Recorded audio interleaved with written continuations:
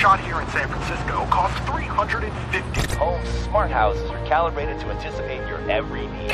You're listening to Rock the Grid.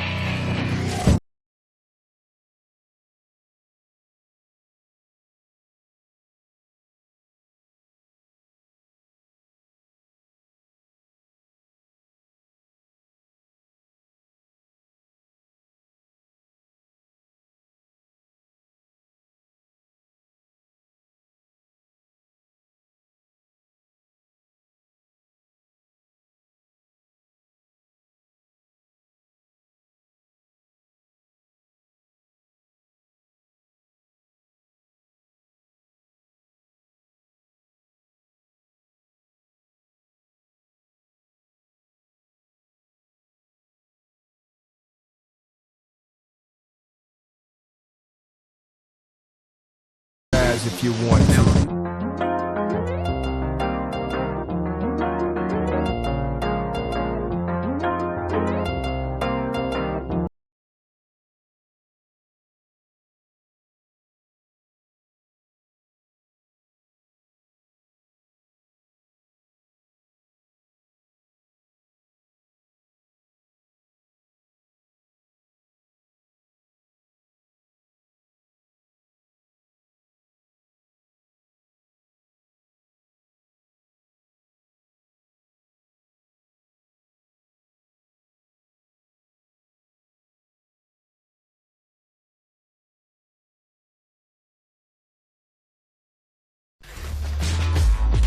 So we had to decide from the beginning what things were comparable between Aiden and Marcus and what things would be different. We focused on parkour. We wanted Marcus to be a lot better at parkour than Aiden.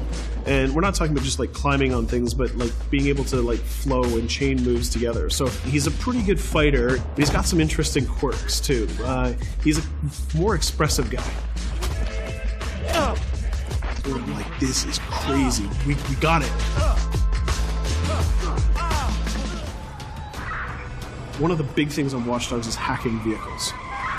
I think this is a real game changer because vehicles are everywhere in the world, and if you can hack into the drive system of a car, you can pretty much drive it wherever you want. So making sure if you see a forklift in the world, it shouldn't be a forklift. You can just like move the box up, down. You should, just like a camera, press a button and become that thing. One of the core things that we're doing is we're opening up the game with Watch Dogs 2. You can hack every character. You can hack every car in the game. And you can hack most of the electronics within the city. So that's a lot of potential targets for hacking. And that's not even counting your own tools. It's an RC jumper. It's got little wheels, and it's even got this little robotic arm that he can sort of deploy, and he can interact with things. He can unplug things and replug them and take out screws. It's a neat little toy. And then the other gadget he's got is this quadcopter. And it's more about scouting and being the eye in the sky. First-person view on it is incredible, because you're just zipping through the city. It feels like you're flying. Well, you are flying.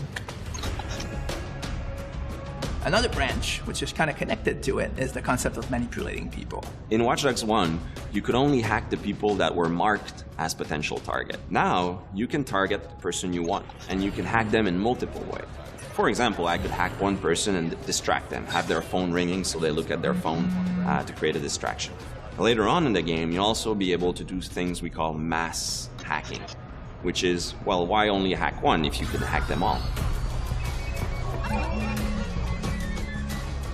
There's one thing that I really believe about Watch Dogs players is that there is no Watch Dogs player. There are many types of Watch Dogs players. You should be deciding how you want to play the game. So that means you can play a mission full gun blazing, that's the way you like to play, full stealth, or through hacking only, project yourself in computers, take control of electronics, influence people, and try to get to your goal that way. We try to really support all players' types across all different styles of play, and also allow players to combine and mash these styles and play together too.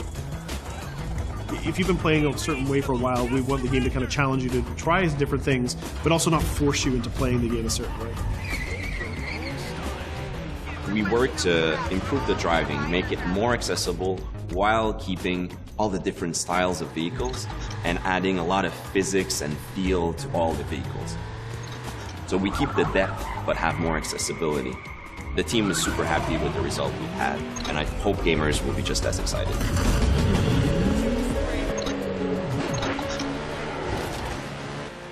We are very excited by the potential of what we call seamless online. We start doing that in Watch Dogs 1, so we're expanding on that.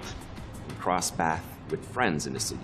So you playing in single player and you're crossing path with another player who's also playing in single player. Both of you are members of DedSec, so you're friends, and you can just walk up to each other, you'll say hello, hit the button, and form a co-op team.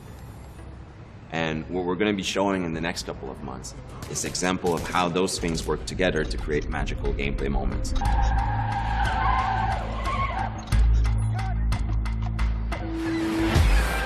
The city of San Francisco and the whole Bay Area is exciting. It's vast. You're going to find a ton of things to do that are unique to you. Basically build your own moments. You know, create a situation that you start laughing at and you say, wow, this happened, and you want to share it with friends. You don't want to just be like a roller coaster or a theme park ride where I go through all the same beats as everybody else. You decide what you want to be spending your time doing.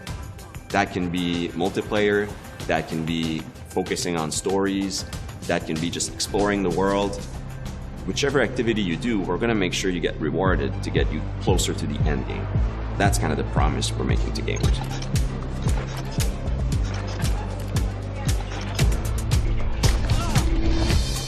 You always know it when something starts to click, it starts to work.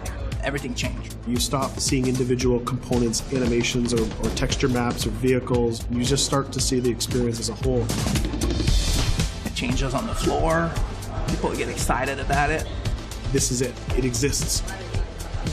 We are always making the game with the player in mind. They have always been the driving force. When you come with a sequel that really earns its due, you know, that really does a lot of new things, that has a lot of surprises, it's a great feeling. In the end, there's nothing more accurate than this. Looking at something, trying to understand it, solely for up with the system.